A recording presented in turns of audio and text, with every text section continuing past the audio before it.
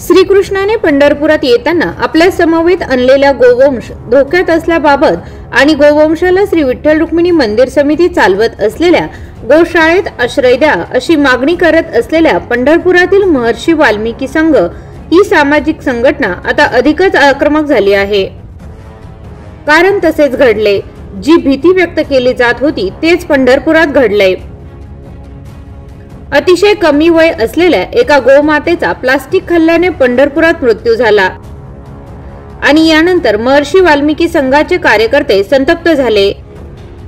त्यांनी मृत गोमातेवर विधिवत पूजा करून अंत्यसंस्कार करा अशी मागणी प्रशासनाकडे केली, परंतु प्रशासनाने मात्र यासाठी असमर्थता दर्शवली।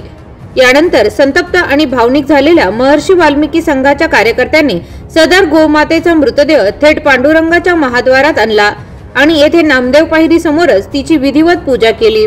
नंतर पंढरपुरात तिची अंत्ययात्रा काढून तिच्या मृतदेहावर विधिवत अंत्यसंस्कार केले।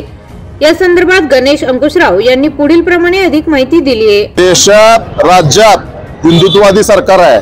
सरकार म्हणते गोमाता जतन केलं पाहिजे, सांभाळल्या पाहिजे, त्यांचं वंशाचं रक्षण केलं पाहिजे, पण इथं मंदिर समितीचं सगळं उलट आहे। मंदिर समितीचं गोशाळा असूनही पंढरपूर शहरामध्ये चंद्रभागेत पांडुरंगा साक्षात पांडुरंगासोबत आलेल्या गाया आज कचरा प्लास्टिक खाऊन त्यांचा मृत्यू होतोय।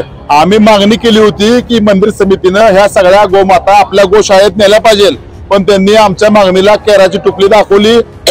त्यामुळे आम्ही आज एक गोमातेचा मृत्यू झाला आणि त्या गोमातेच्या मृत्यूची अंत्ययात्रा इथं आम्ही काढलेली आहे। नामदेव पायरीला आलोय, पांडुरंगाला साकडं घातले की येणाऱ्या काळामध्ये अशा गोमातांचा बळी जाऊ नये।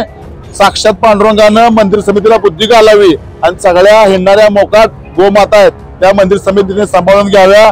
येणाऱ्या काळामध्ये मंदिर समितीनं ह्या गोमाता नाही नेल्या तर आम्हाला महर्षी वाल्मिकी संघाच्या वतीने तीव्र आंदोलन करावं लागेल।